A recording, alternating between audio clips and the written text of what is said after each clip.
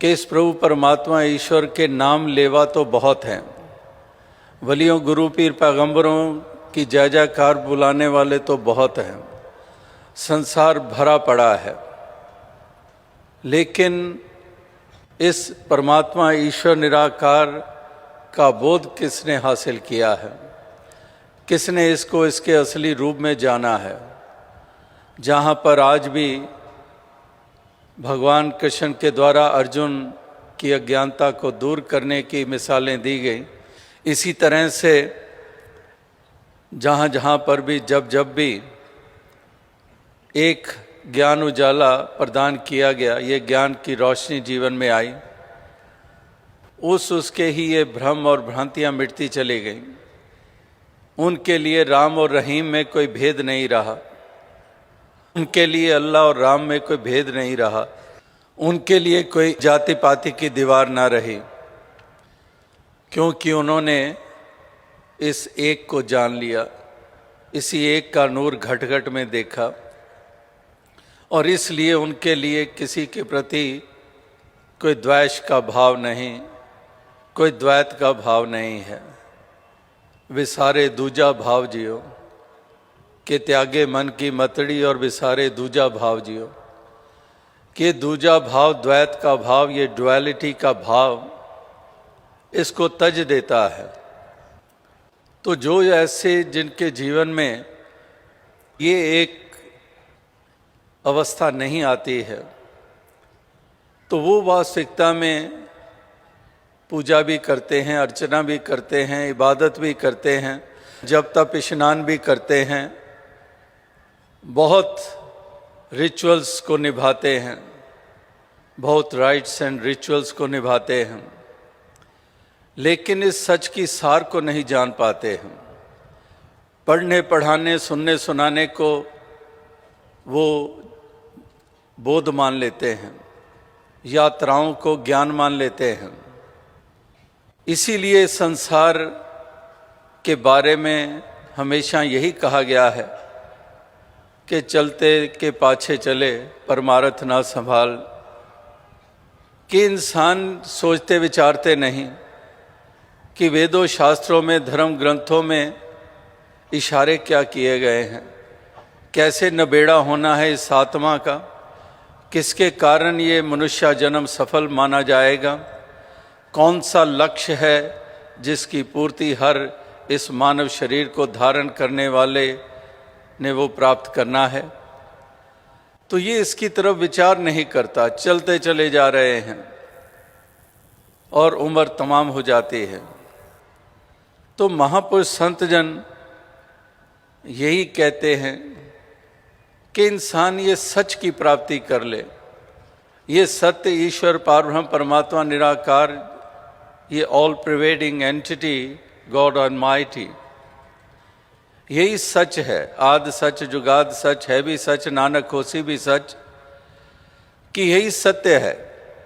बाकी सारा संसार इसको स्वप्न के मानिंद माना गया है, ये शाश्वत नहीं है, परमात्मा ही शाश्वत है, यही एक रस है। संसार एक रस नहीं है।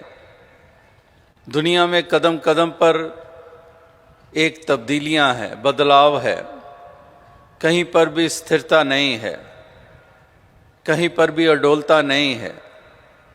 ये स्थिरता भी ये परमात्मा के हिस्से में आई है कि यही स्थिर भी है, ये शांत है, ये निर्मल है, यही शाश्वत है, यही स्वयंभू है। स्वयंभू का मतलब कि जिसको कोई बनाने वाला नहीं है, बाकी सब चीज़ें बनी हैं। कहीं ना कहीं हजारों साल पहले की बात कर लें, मिलियंस ऑफ ईयर्स की पहले बातें कर लें, हर कोई वजूद में आया, और अभी वर्तमान में भी हम जीते हैं तो हमारे सामने कंटेम्परेरी टाइम्स में भी हम देखते हैं कि कितनी चीज़ें वजूद में आई जो पहले नहीं थी।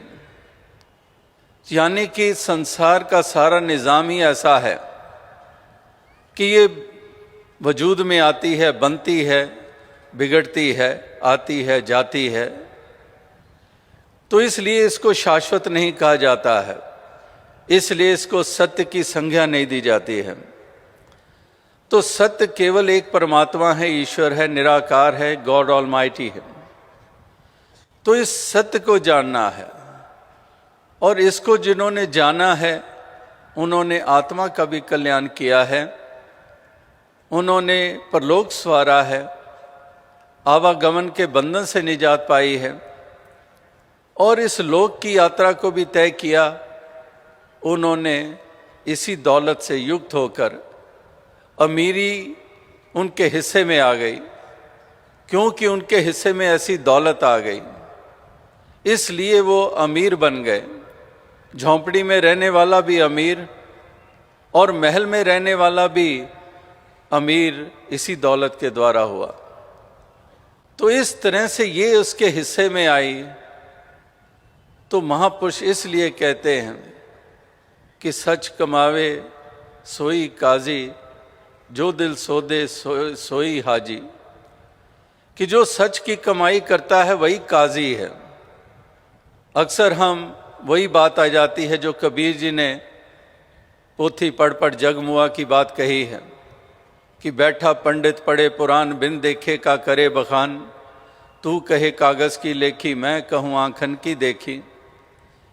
कि वही बात कर रहे हैं कबीर जी भी, और इधर बुल्ले शाह जी जैसे सूफी संत भी यही कह रहे हैं कि सच कमावे सोई काजी।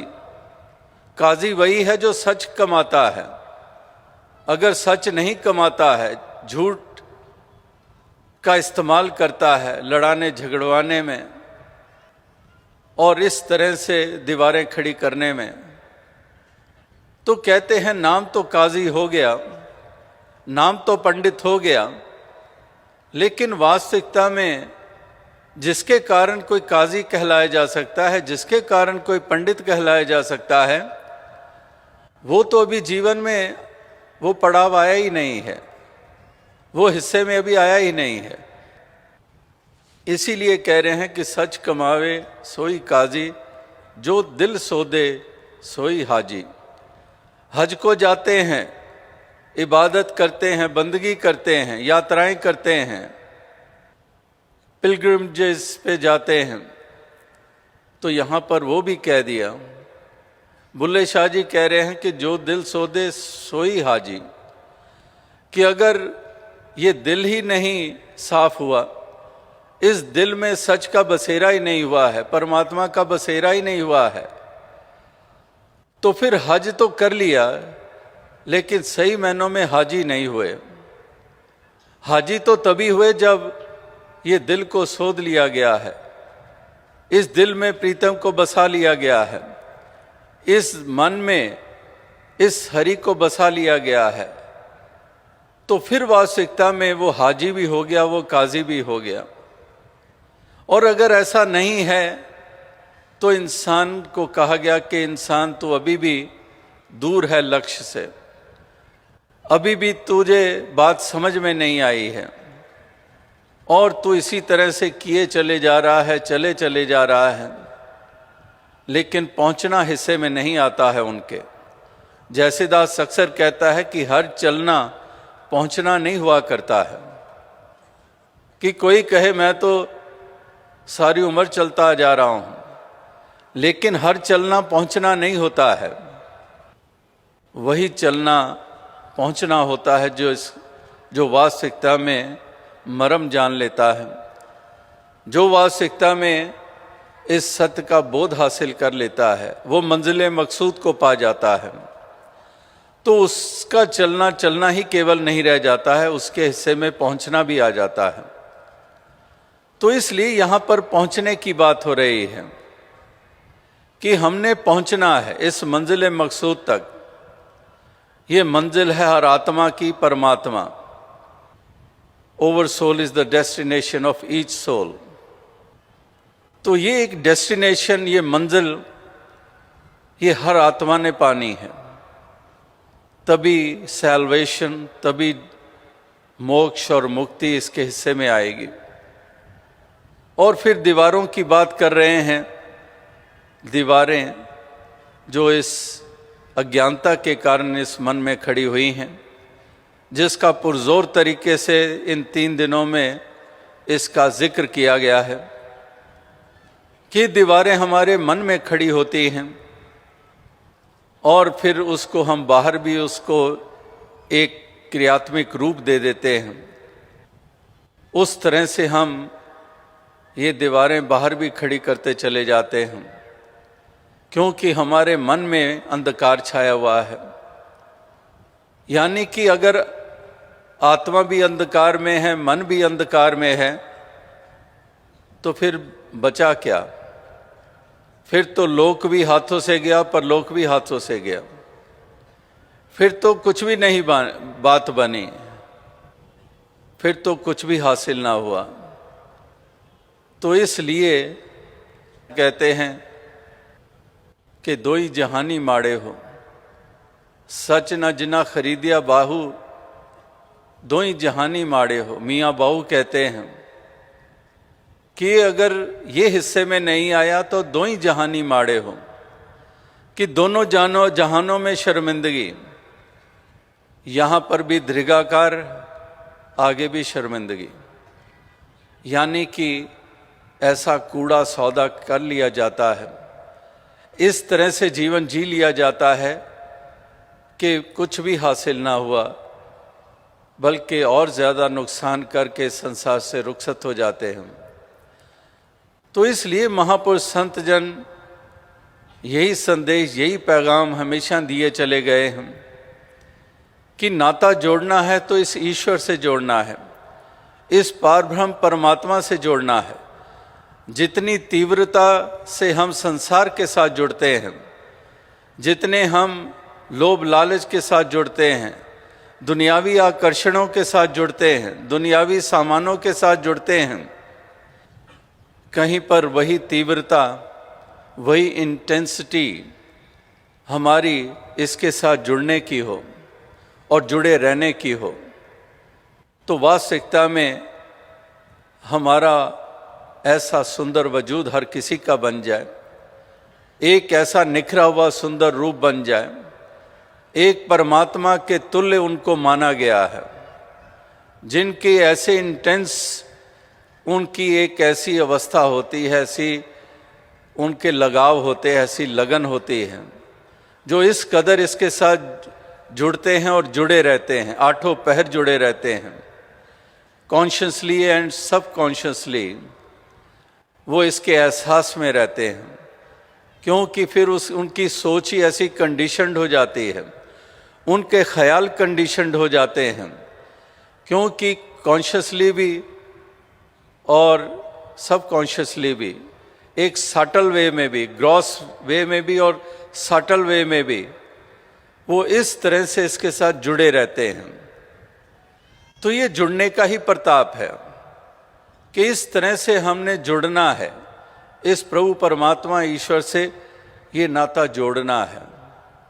और जब इस तरह से इस रूप में जुड़ जाते हैं, फिर हम इंसानों के साथ भी जुड़ जाते हैं।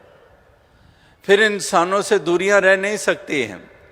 इंसानों से दूरियां इसलिए हैं क्योंकि परमात्मा से दूरी है। भले ही रटन है, भले ही पठन पाठन है, भले ही जप तप स्नान है, लेकिन इसके बावजूद दूरी है इस परमात्मा से। तो जब परमात्मा से ही दूरी है, तो फिर तो बंदों से कैसे नज़दीकत बन सकती है? फिर तो बंदों से दूरी होगी ही होगी जब परमात्मा के ही नज़दीक नहीं हुए, अगर परमात्मा को ही नहीं अपनाया, इससे ही नाता नहीं जोड़ा, फिर बंदों को हम क्या समझेंगे? फिर बंदों के साथ वही सलूक करेंगे जो हो रहा है। जिस प्रकार से सलूक किए जा रहे हैं या फिर आज तक हुए हैं, इनके ऊपर जुल्म और सितम, इनका शोषण, इनके साथ ज्यादतियाँ, ये लगातार हुआ है और हो रहा है, और ये होता चला जाएगा उन इंसानों के द्वारा।